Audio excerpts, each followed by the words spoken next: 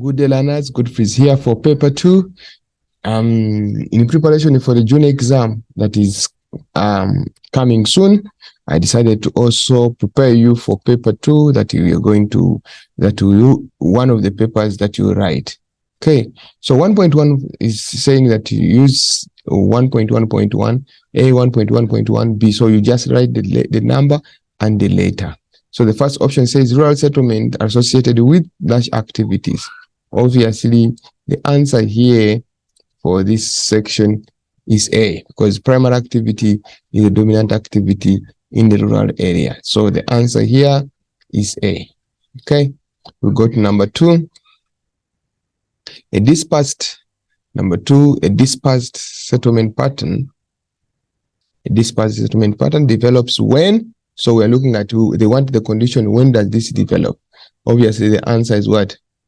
Is B. Okay, because A, one dominant, it means people are going to come together, and that is not dispersed, that is concentrated. A narrow river valley, that means everyone is going to be within that area because it is narrow, it's concentrated. Communal ownership of land, everyone is coming together. So if it's abundance of water, that means water is spread in areas, people can stay where they want, and therefore they are going to result in that dispersed settlement. So that is B. 1.1.3, an advantages of a rural nucleated settlement. An advantage of a rural nucleated settlement, rural nucleated. Okay, nucleated settlement, what's the sharing of farm equipment, rural area. Okay, large common product, that one's wrong. Making decision independently making, that one's wrong. Making large profits, that one's also wrong. So the answer is obviously what? A. 1.4. That is the location of a settlement in relation to the surrounding area. We have a gap, we have a site, we have a bridging point, and a situation. Okay, 1.1.4, which one? Obviously, the answer is a situation, because a gap is a town that is located in between two high-lying areas. Then the site is not the location, it doesn't relate to the surrounding area, it's the exact point where a location is established. So the answer is D for that option, 1.1.4. Okay, 1.1.5, it says a dry point settlement is located dash water because water is far from or scarce, far from a threat, near a threat, near scarce. So the first section, the first part here before a comma, it means it goes here. The second part, it goes here. So which one is applying for 1.5.5? Far from water, we're looking at the dry point. Because far from water, because water is scarce. Is that right, 1.5? No. Far from water, because water is a threat. So it's not, it cannot be, they are not staying from far from water because it is scarce. Obviously, that is very vague. It doesn't even make sense. They stay far away from water because water is a threat. This is what happens. If this is a mountain, imagine that is a mountain, okay? And this mountain, at the lower section, it can be flooded anytime. So people settle up here because they're running away from this flooding, this area. So that means they settle far away from the water source because water is a threat. It will affect them. Okay, so the answer for 1.5 is B. 1.6, the sketch below refers to dash a shaped settlement. Which kind of a settlement is that? You can see there is a T, and settlements are there around the T. Those are the buildings. So this is a road, these are buildings. Which kind of settlement shape that is formed by that kind of what? Is it round? Do you see any round aspect here? No. So A is wrong. Is it semicircle? A semicircle means it's halfway circle. Do you see anything that is halfway circle? No, that is wrong. Is it a crossroad? Yes, because roads are crossing here. Okay, so the answer here is now a C. Okay. The answer there is a C. We go to the next one. The circular shape of a settlement below is influenced by First of all, when you interpret this diagram, there is a key. Which key indicates that there is a lake in the middle? It is circular. That means it is surrounded by one oval thing or round thing. So there is a road can't make it circular. There's a buildings can't make it circular. There's a coastline, okay, and so on and so forth. So when you look at all those options, according to the diagram, which option makes sense? That makes the people to settle around the what? That makes people to settle around a feature. Obviously, the answer is A. All right. We go to 1.1.8. 1.1.8. Following the following physical factors determine the site of a settlement. So they give us different options. You're supposed to choose which one is fine. We choose which one is fine. Because one is saying accessibility to transport. The second one is saying distance to market. Another one is relief. Another one is fertile soil. So which one is physical? Distance to the market. So whatever has got distance to the market is wrong, because distance to the market and accessibility to transport is not physical. Okay, let's try to see. So the answer, obviously, the one that will have the option of Roman number 4 and Roman number 5 will be right, because these two factors are natural factors. And the question says physical factor. So the answer is relief and fertile soil, which is only number part D. So D is the answer for 1.8.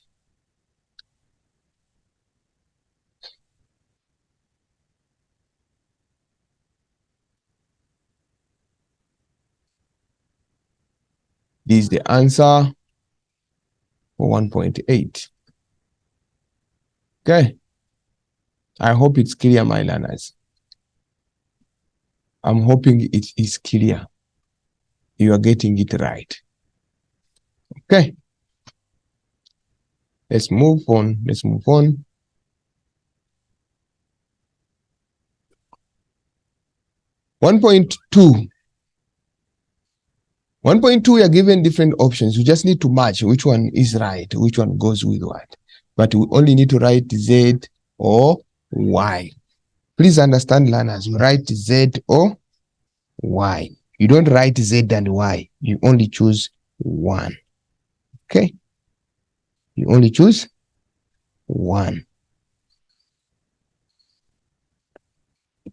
So 1.2.1, they say process whereby an increasing percentage of the country's population is concentrated in urban areas. Of course, yeah, that is why.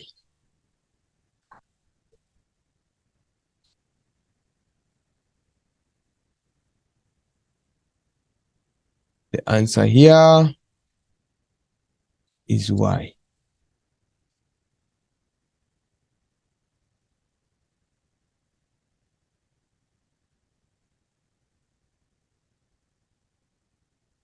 Next, 1.2.2, it says an increase in the number of people living in urban areas, which is urban growth.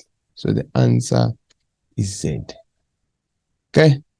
1.2.3, process whereby people move from urban areas to the surrounding rural areas, which is obviously counter urbanization. And the answer here is Z. Okay. 1.2.4, increase in the actual physical size. Actual physical size is urban expansion, which is Y.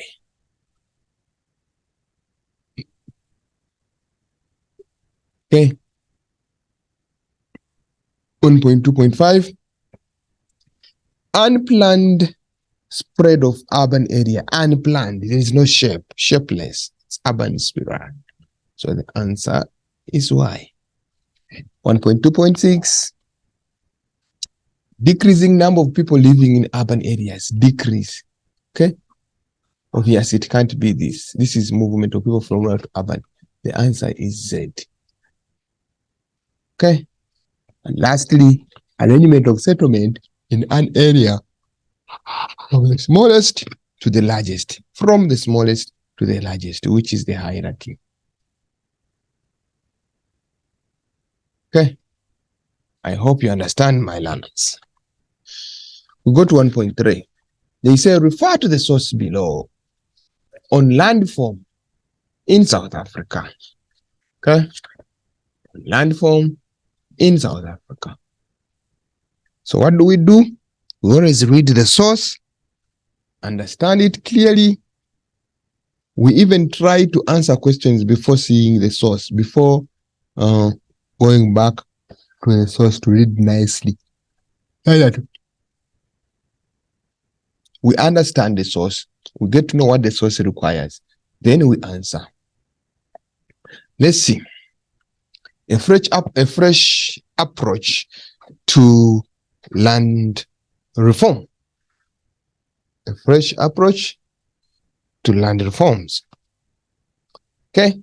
They say South Africa currently faces a problem as a process of land reform has advanced too slowly, and much of the land that has been transferred has become economically inactive. Conflicting or different views cause South Africans to have questions about land reform. What is the future of land reform in South Africa? Can the process be accelerated? Will it produce equal outcomes? Whose interest will be served? At a South African Agriculture Congress, a panel discussion on the future of the land reforms agreed that when it comes to successful land reform,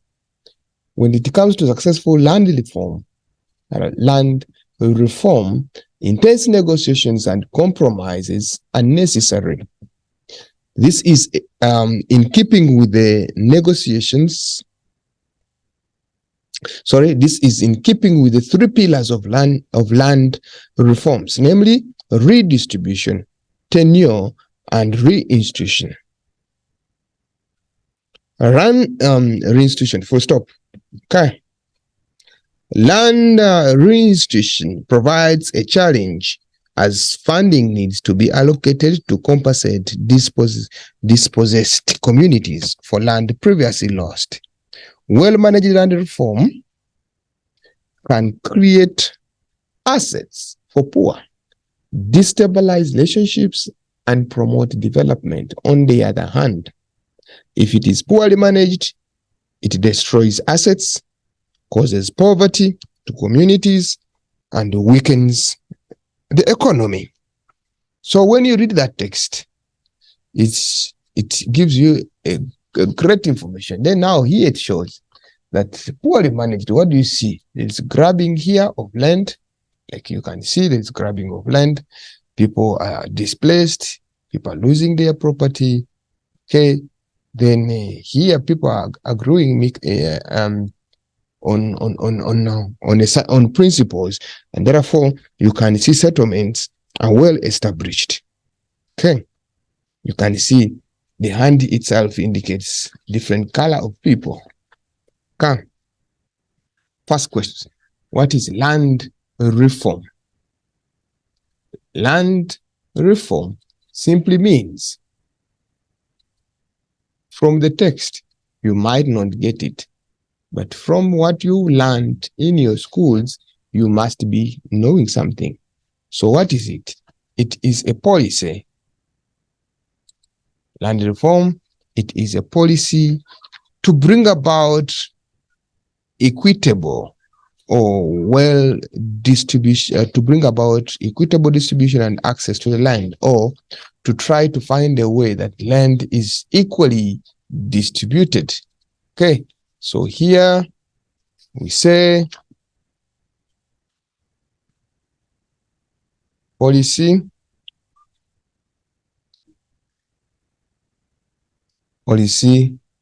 that ensures that land is equally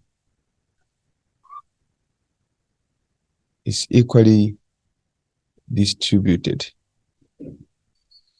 In other words, by the way, it's mainly to make sure that everyone has got a share of the land where they stay equally, whether you are poor, rich, black, Indian, colored, white, etc. Not to say that land is only to a certain few. Okay.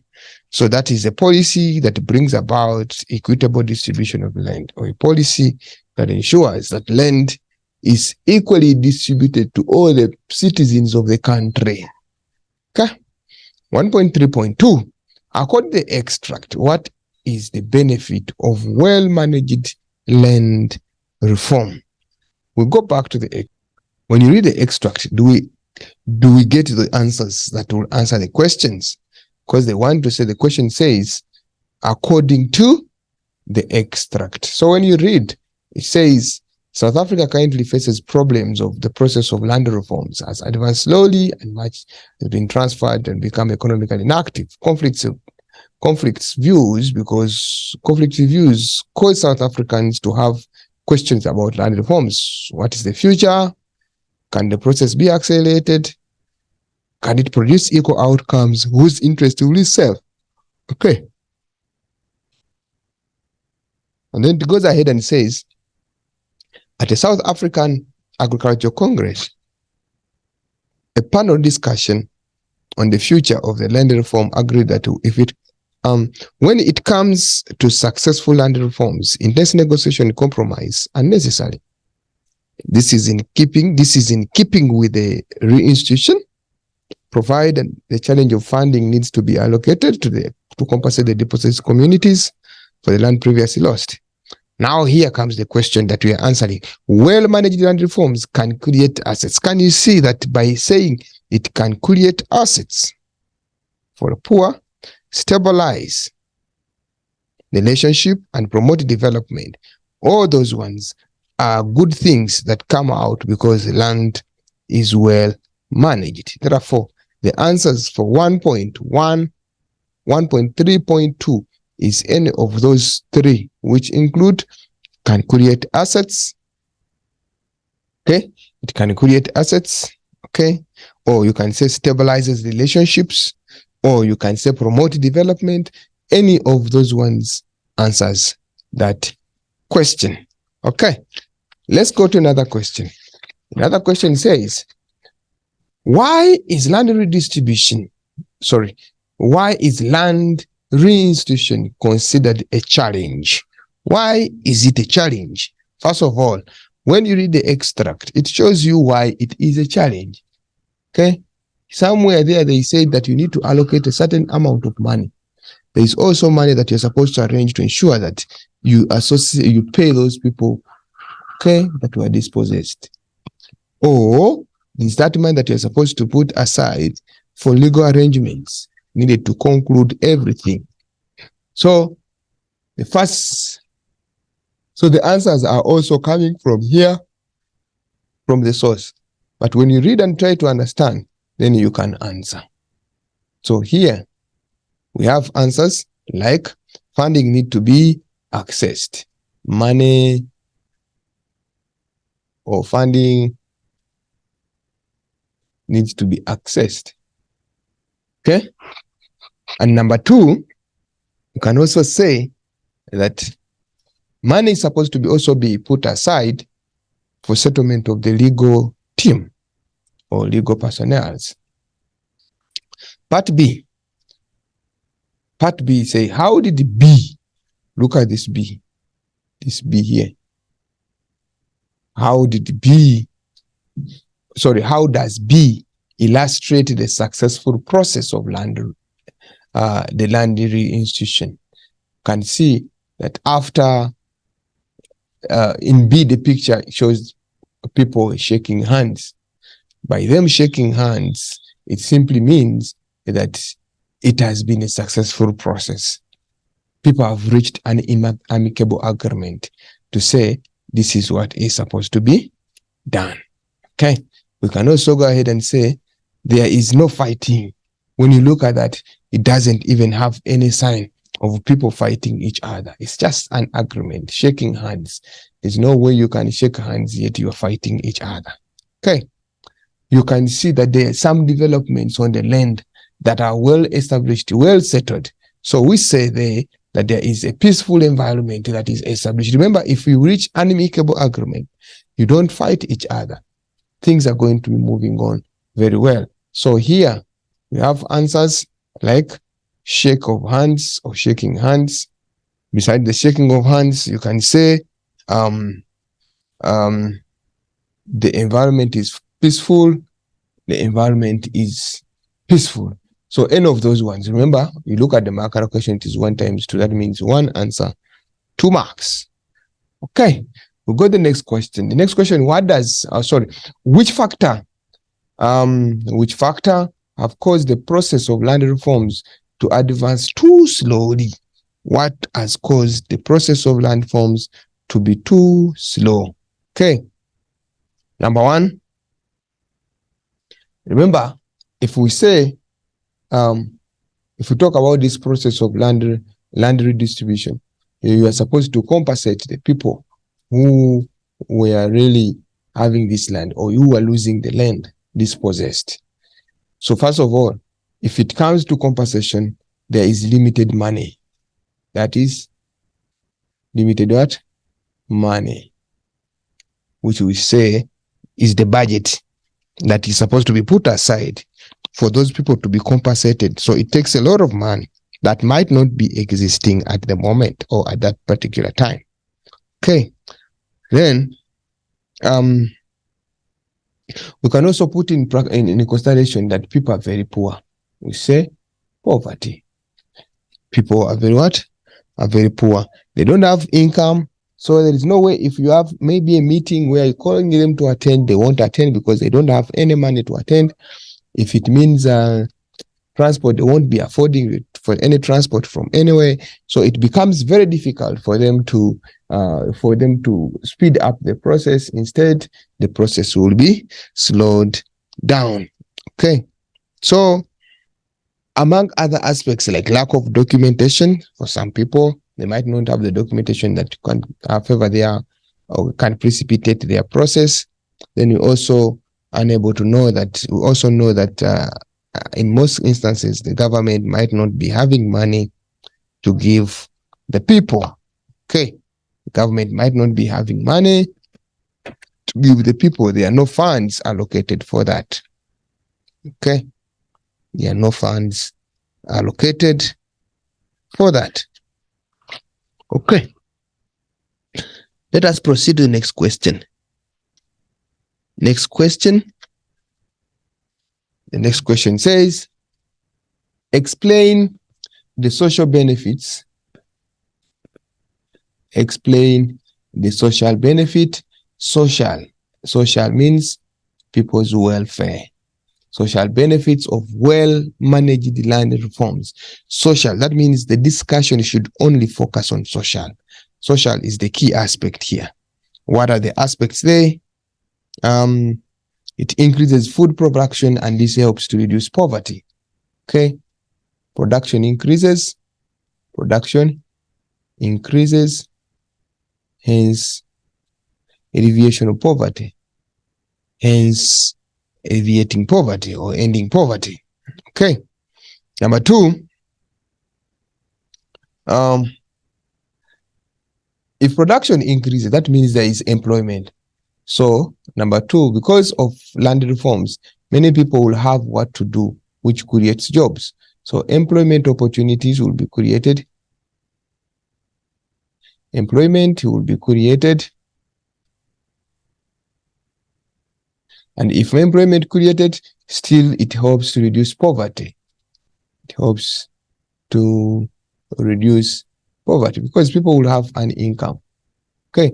Remember, everything that you're saying here, you're just not saying it economically. You're saying everything on the social ground. For example, poverty is a social ground. Okay. What about production of food still? If we say different food products are being produced, that means it helps to improve the diet. Okay. It helps to improve the what? The diet. Okay, because land will be there, people will be using it.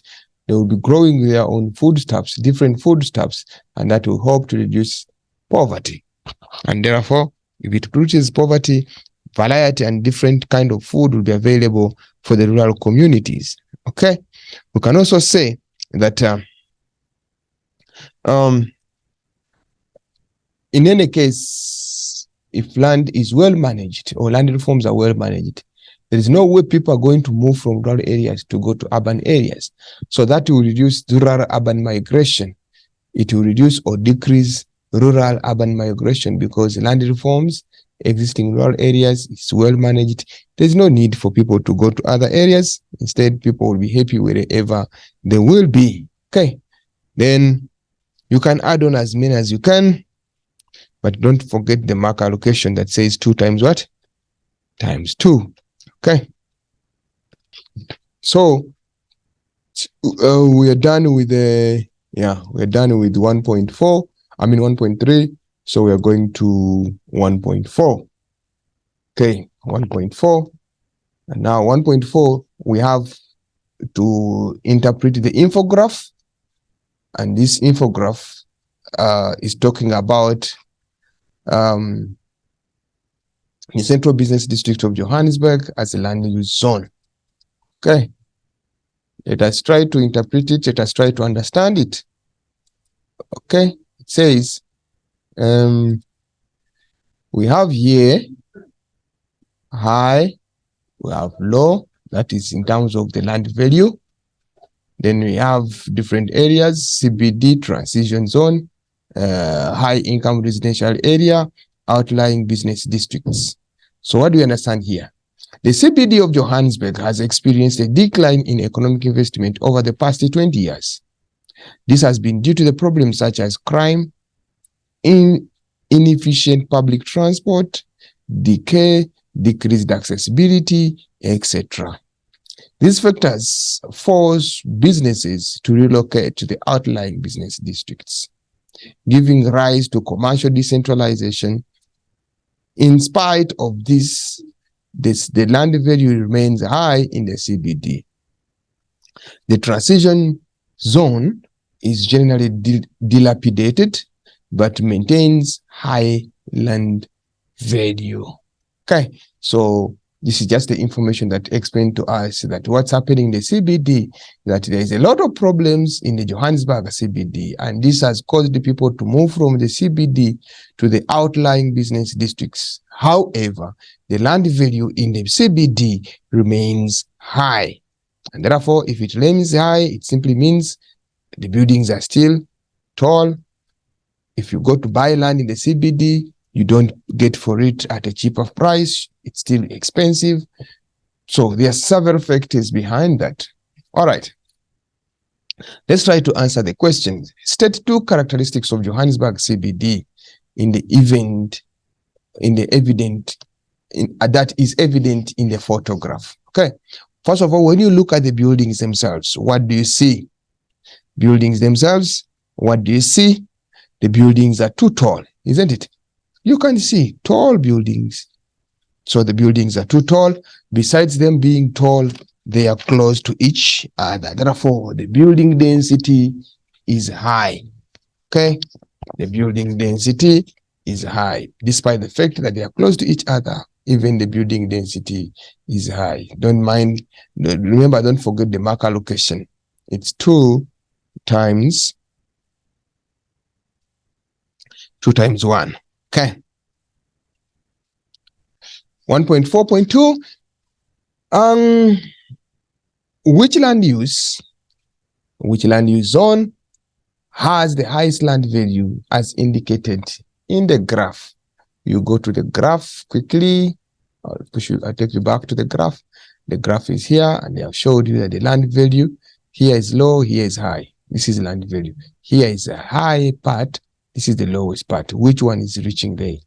Obviously, when you see A is higher. And what A stands for?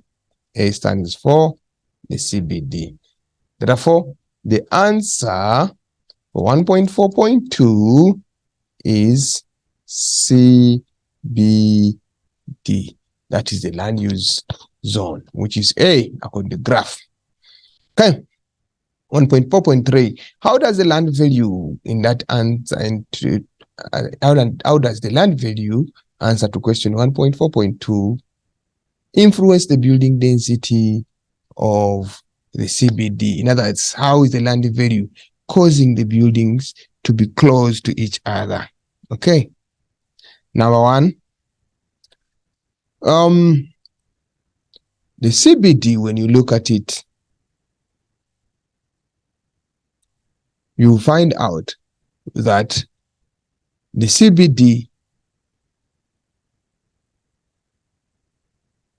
okay, let's get the question. Sorry, once again, how does the land value, which we said in the CBD, influence the building density? Obviously, the CBD, when you look at it, it has got a lot of many buildings. So if it has got a lot of many buildings, what is happening? That as the land value increases, also the building density increases. Therefore, it is increasing. Okay, so as the land value increases, the building density increases. In this case, I'm trying to mean that if the land value in the CBD is high, everyone would want to go to the CBD because it will attract a lot of investments. Everyone would want to go there. The buildings are going to increase and all that. That is what it means. Okay. 1.4.4. Why is the transition zone generally dilapidated despite the high land value? Why is the transition zone generally dilapidated despite high land value? Look at it.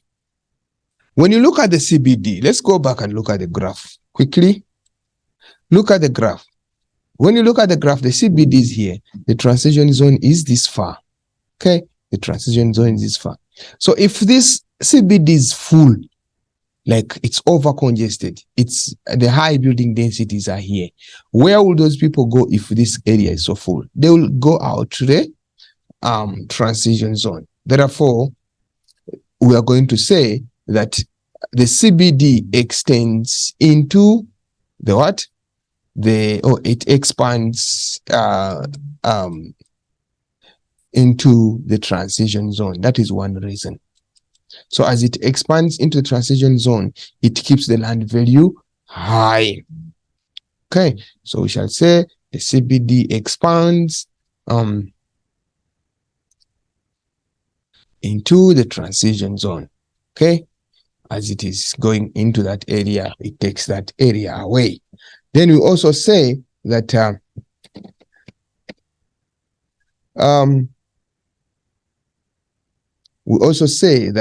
the owners of the buildings in the transition zone are hesitant to renovate. They do not like to renovate. That's why the transition zone generally dilapidates despite the land value. They don't want, because they don't want to take it as a fact on them to improve the building's quality.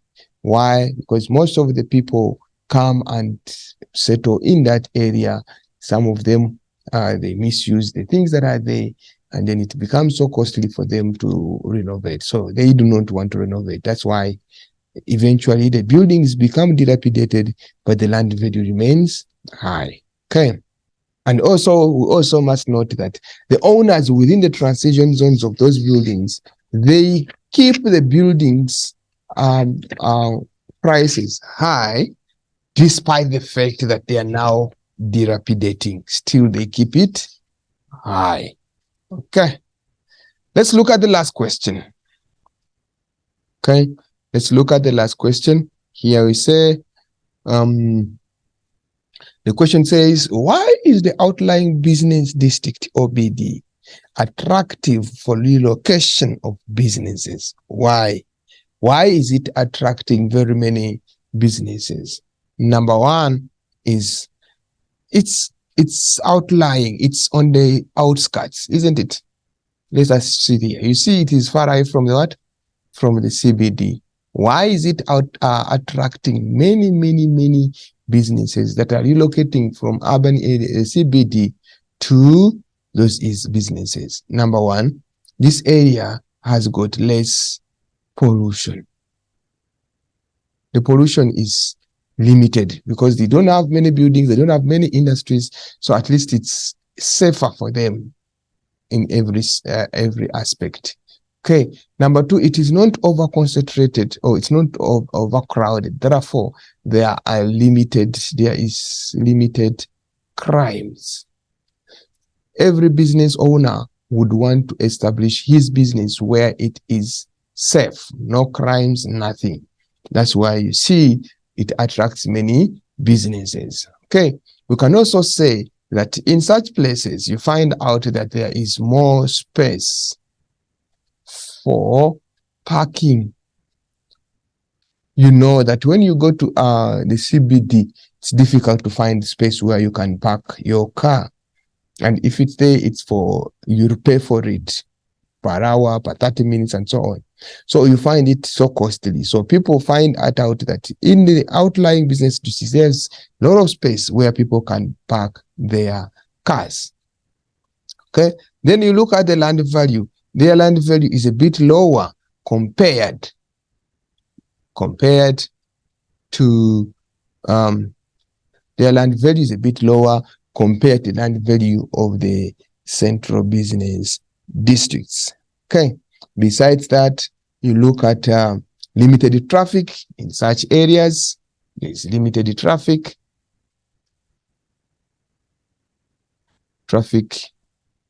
in such areas, and that means it can attract business people to go there. You find out that the buildings themselves in such areas are new buildings. Okay, those new buildings can also attract more people, more businesses, and so on. But even the costs to rent in such areas is not as it is in the urban areas. Okay, let's look at 1.5. 1.5 says, refer to the extract. We have the extract here, okay, which is about the informal settlements in eThekwini municipality. So it says floods cause destruction to informal settlements in eThekwini municipality. So the recent flooding in eThekwini and the surrounding areas has claimed thousands of lives. Families are displaced from the informal settlements, worsening the housing problems many already face. Rapid urbanization and government failure to deliver sufficient formal housing are among the driving forces behind the increased number of informal settlements. The unavailability of suitable land for housing is due to the limited progress made with regards to the sufficient housing in areas that are not prone to disasters like flooding. Okay. The guidance say the result is that a quarter of South Africa's urban population is living in informal settlement built wherever people find open space that are prone to disasters. They lack basic amenities and infrastructure, such as proper roads and stormwater drainage system. Many informal settlements are situated near water sources and low-lying areas, which increase the flood risks. Okay. The first question is, what is informal settlement?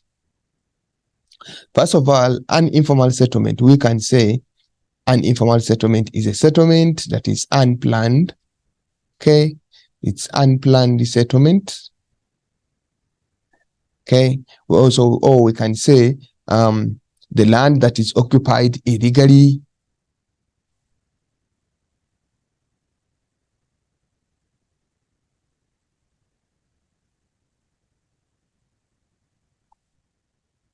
Land that is occupied illegally, or an informal structure with different building materials. So one other can say informal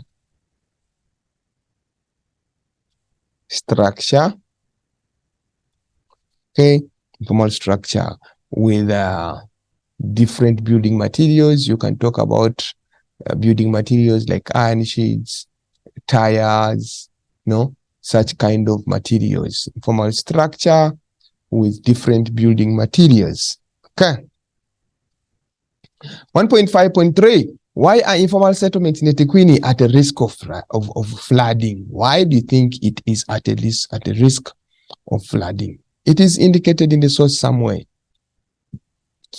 where we said that they are located near the water sources. Somewhere, I read it somewhere.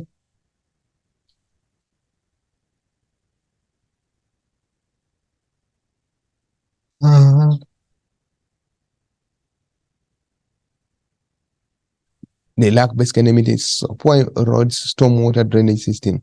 Informal structure situated near water sources and low-lying areas. That is one reason. They only need one, but you can have as many. Please, there is that one. They are located near the water sources. For example, it can be a river, it can be a swamp, all those waterlogged areas or water areas that can flood at any time. Number two, they are located in low-lying areas. Those low-lying areas are always susceptible to flooding. That's why they are at the risk of flooding. Okay.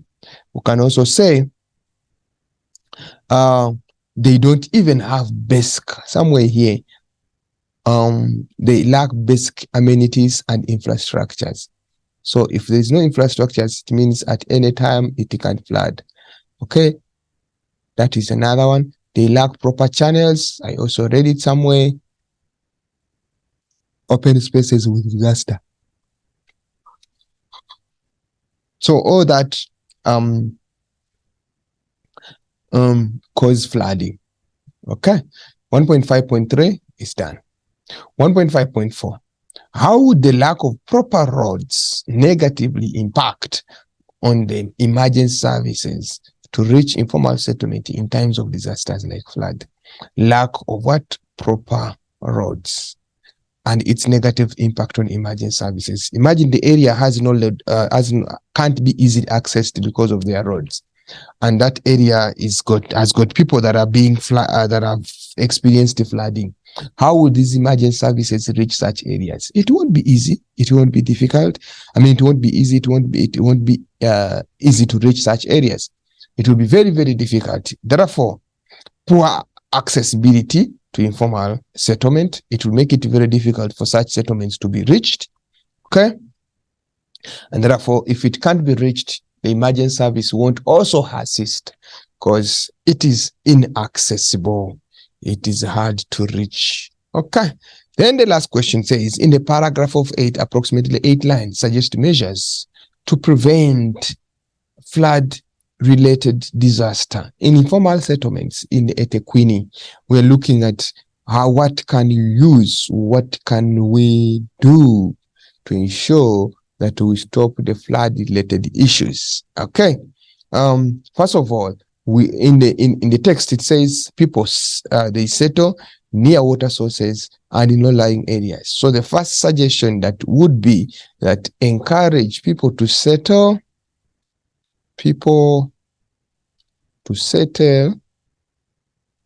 Encourage people to settle or to relocate in higher lying areas. Okay. To settle in higher areas, higher lying areas. That is one solution. You will be at least solving the problem. Okay. Then providing proper drainage system. Proper drainage system, like underground tunnels where water can pass. Okay. Then we can also say provide proper houses at low costs. Provide formal houses at low costs. Okay. At least what people can afford. Okay. Then building infrastructures, building proper infrastructure.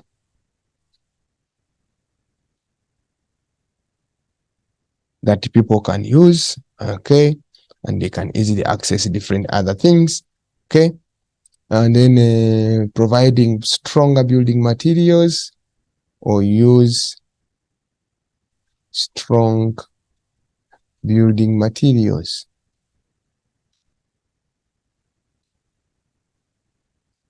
Okay. Yeah. So that is it. So we look at the fact that in such cases, you will be solving. However, you shouldn't forget, learners, that they are saying paragraph question. So therefore, if it's a paragraph, it should be one paragraph, not to write them in the blades format. Okay. So that is the question. That is question what? Question 1 of paper 2. So let's go to question 2 of paper 2. Question 2 of paper 2, we are given the table below that has got the gross domestic product that has got 2020 and 2021. So it is showing us the different statistics, the runs in millions.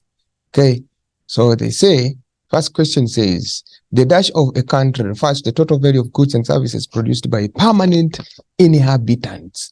Permanent, we're looking at the South African citizens that are permanently there. What is it? The answer is B, domestic, isn't it? Yeah, domestic, gross domestic product. Okay, domestic means home. Okay, 1.2.1.2 says South Africa's gross domestic product, GDP, enables one to compare what? Sorry, South Africa's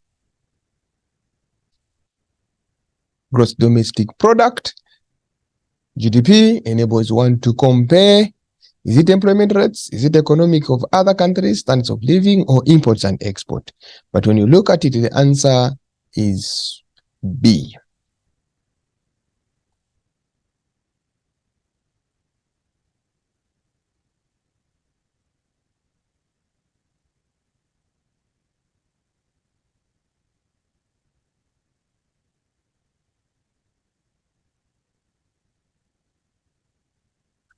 The answer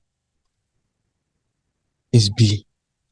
We continue. The primary economic activity that contributed most to the GDP in 2020 and 2021. We'll go back to the table. 2020 and 2021. Which one contributed most? Look at it. The services, can you see that? There's agriculture, can you see that? Okay. So which one, when you look at it in billions, contributed most? Which one has got the biggest value? This is 1 million, and here is 10 million. Okay. So the answer there is as simple as you see it, to be the service, isn't it? Or it is the mining. Let me see. Which one contributed most to the GDP? Most to the GDP. Most to the GDP. Let me check here. Gross domestic product. Which one contributed most to the GDP? Let me read the question again. The primary economic activity. The question is looking for primary. But when you look at all these ones, this and this is out because they are non-primary. So what are we remaining with? We are remaining with this one and this one. So of the two, which one contributes most? We go back to the table. Agriculture, look at this one, is 127,960 million rands. This is 114,030 million rands. Look at mining, 213,459. and 220,293. So when you look at the two, which one is bigger? Obviously, mining takes the biggest share. So when you come back to your table, to your answers here, you'll find out that D is the right answer. But now you see, if you did not consider this word primary economic, you are going to say it is a service. And because of the word primary, the service is not a primary activity. Okay, we proceed. They say the tertiary, now we are looking at another one, tertiary, only provision of a service. The tertiary economic activity that provides most to South Africa's GDP. Obviously, the answer there is going to be this, because that is the one that contributes most when you go back to the table. Okay, find out that the service contributes most and it is part of a tertiary. Okay, construction is that an example of which economic activity? Construction, okay, construction is an example of a dash economic activity. Obviously, the construction, you are coming up with something new, which is secondary. Okay. The economic activity that showed a decrease from 2020 to 2021. The economic activity that showed a decrease from 2020 to 2021. Let's go back to the table. Which economic activity? Yes, this one increased. This one, yes, it decreased. This one increased. This one increased. This one increased. Yes, this one decreased. This one decreased. This one also decreased. But of the two, which one decreased most? Of all those ones, which one decreased most? And when you look at it, it is agriculture. Okay, you check the numbers and you see which one it has got the most decrease. Okay, 2.7. 2.7 says the economic activity that contributed most to the secondary sector. Secondary, but in which year? 2021. We go back to the graph. We look at 2021, but they want secondary. Which one is secondary? Okay, this is secondary. This is secondary. Okay, so if these two are secondary, which one contributed most? Okay, but we are looking at the year 2021. So which one contributed most? Is it manufacturing? Okay, or it is which one contributed most? So you find out that the answer is manufacturing. Okay, then we go two settlements below. Two statements below are true with respect to the sector contribution made to South Africa's GDP. Two statements below are true with respect to the sector contribution made to South Africa's GDP. Primary sector contributes least.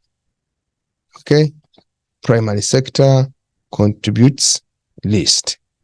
But is it contributing least? We shall find out. They say secondary sector contributes least. Is it? Obviously, wherever there is two is wrong. Okay, wherever there is two is wrong. But it's true that the primary sector contributes least. Okay, or quaternary sector contributes most. This is not true. So obviously, where we have 2 and 5, tertiary sector contributes most, which is true. So 2 and 5 is right. In these options, which one is 2 and 5? Which one? 1 and 5. 1 and 5 is B. So obviously the answer becomes B. Okay.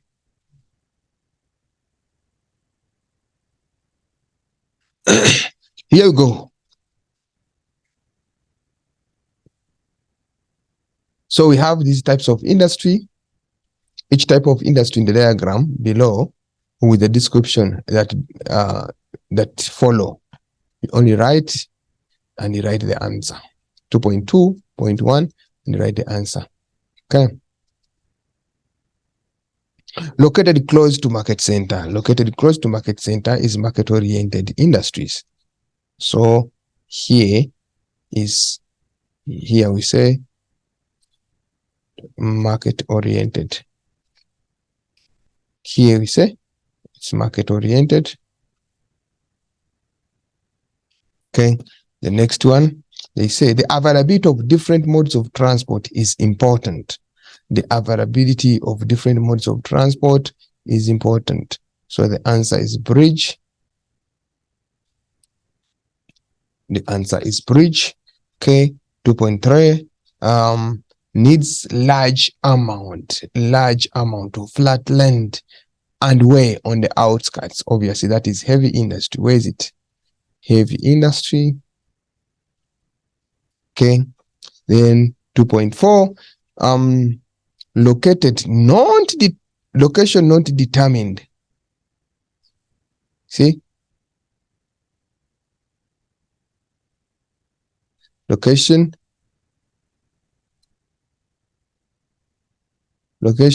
not determined by any specific factor. That means you can put it anywhere. It's loose. So it becomes foot loose. Okay. Location not determined by any factor, any specific factor. The next one is located in built-up areas as there is little air pollution and noise pollution. This is light industry. You can find it in one's house. You can find it anywhere. And where is light industry? Corner. So we say here light. Okay. 2.5. Location is determined by bulk unprocessed raw material. It's bulky, it's unprocessed, you can't transport it, so it's going to be raw material oriented. Okay, oriented. And the last one is telecom, is an example of which one? Obviously is ubiquitous.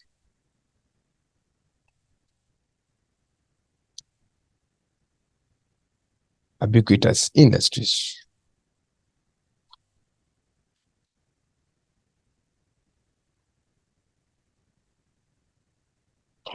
So we have now an extract of food security in South Africa. We read the text as usual. You know, learners, we have to read the text. According to the report released by Statistics South Africa, measuring food security in South Africa, applying the food insecurity experience scale, almost 23.6% of South Africans were affected by moderate to severe food insecurity in 2021. Statistics South Africa has been working on improving its measurement of food security and recently introduced the food insecurity experience scale. Since food insecurity is a global phenomenon, it is important to measure it using tools that guarantee comparability across countries. Healthy pandemics such as COVID-19 has denied many South Africans their right to adequate food as indicated in the South African Constitution. This has undermined the efforts that have been made to meet the National Development Plan's goal of zero hunger by 2030. First question, define food security. Define food security. So what is food security? When people have access to nutritious food. The key word is nutritious. When people have access to nutritious food in the country.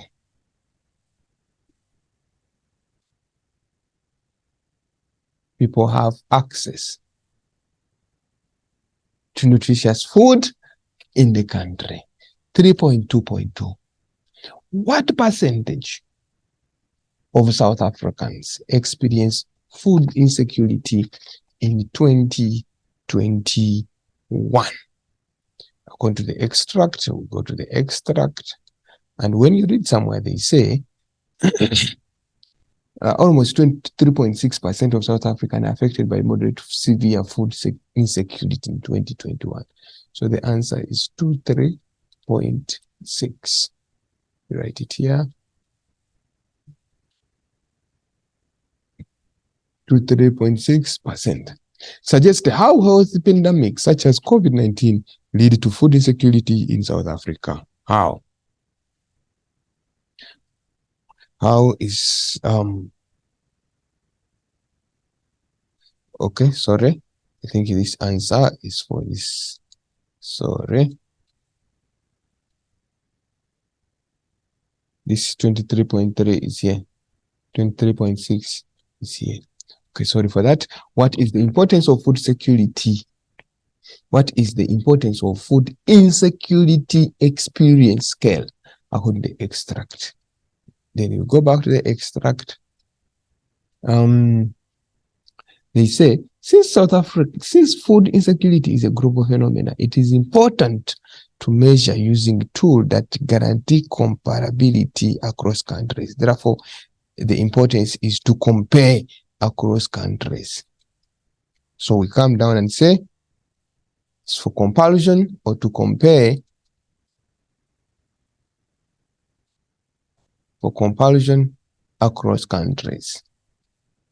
We say for comparison across countries. Okay. 2.3.4 suggests how health pandemics such as COVID-19 lead to food insecurity. Health pandemics such as COVID-19 lead to food insecurity in South Africa. How health pandemics like COVID-19 lead to food insecurity in South Africa. Remember, during that period of the COVID-19, they declared, they said a state of emergency and everyone was supposed to stay at home. That means people were unable to work and produce food. There's no work done during the time when people are locked down. So,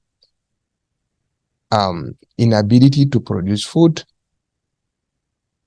inability to produce food, and therefore, if they are unable to produce food, automatically they cannot be in a position to have that nutritious food.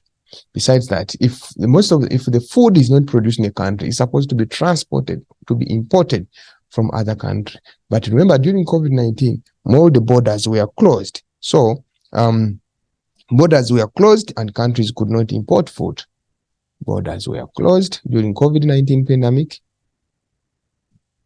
Borders were closed. Borders were closed. So importation of food was difficult. Let's see. 2.3.5. In a paragraph of approximately 8 lines, explain how South African government can assist farmers. How can the government assist farmers in achieving zero hunger by 2030? What can the government do to assist farmers? So, first of all, the government can provide what we call financial support.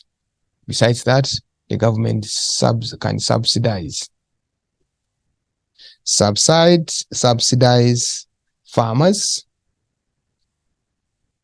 allow them to have things at a low cost that can at least help them have food produced.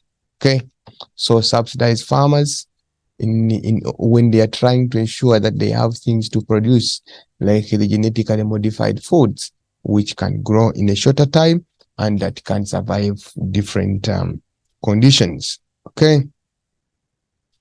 Then encourage cooperatives. cooperatives. You know, these are circles where farmers come, contribute money, and then they get their own stuff. Okay, the government can encourage research on research to find out new aspects, encouraging research.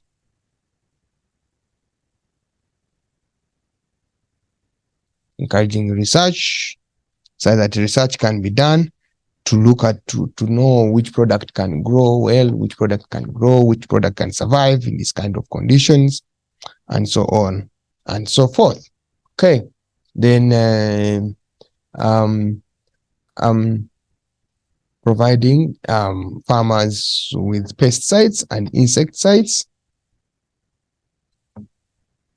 Providing farmers with pesticides, these kill pests, and insecticides.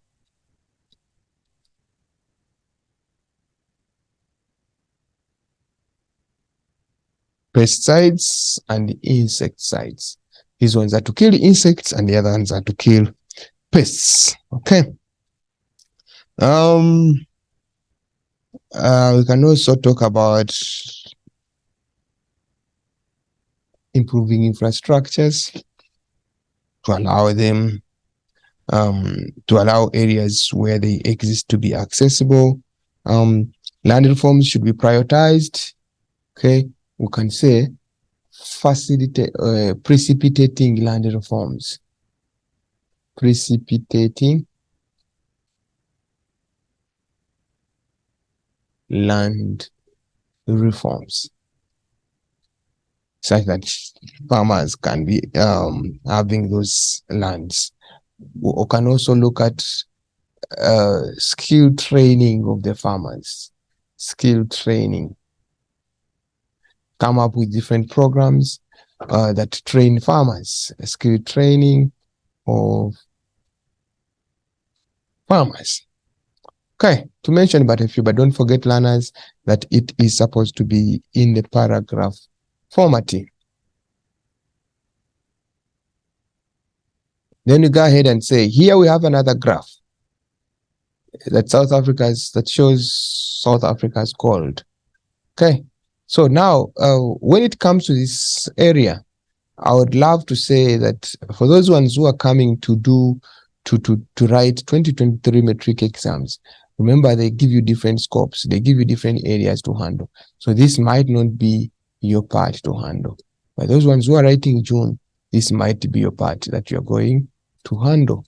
So I think for now I'll stop here such that we can start from there and finish the remaining section, the map work and all that, in that you are prepared to write the exam. I will also come with a map next time. Enjoy your day.